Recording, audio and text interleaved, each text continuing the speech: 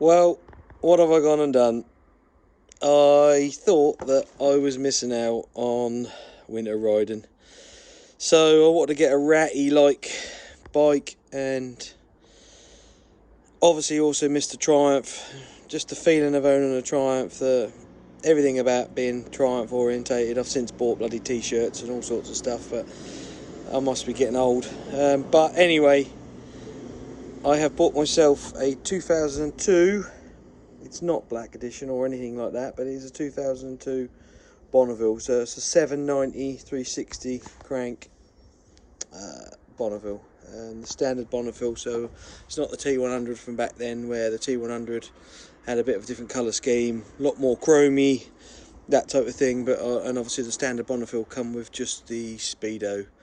But someone has taken the time and effort to completely black this thing out. They've done what I'd say is an okay job. I wouldn't say it's pucker, but it's done an okay job, and it does make the bike look pretty older than what it is, in my opinion. They've even sprayed the exhausts. I've had to retouch up some bits and pieces here and there, but this is it.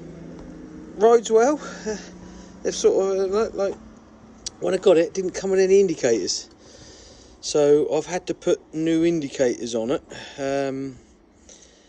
And then I had the problem with the fast flashing, even though they're not LEDs. But they've basically, as far as I was made aware from the owner, the owner I got it from, I picked it up some distance away, but the owner I got it from said the guy before him's tried to make it a bit of a homage to the Great Escape.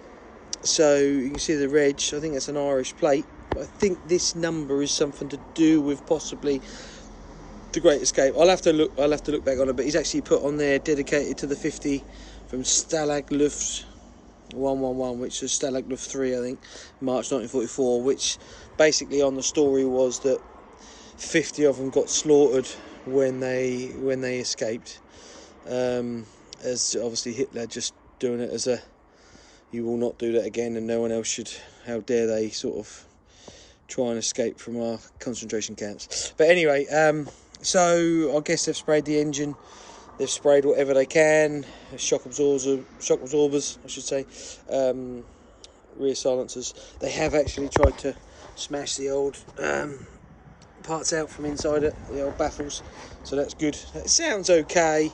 It could do with being a bit louder, but there she is. I think for me that's exactly what I wanted.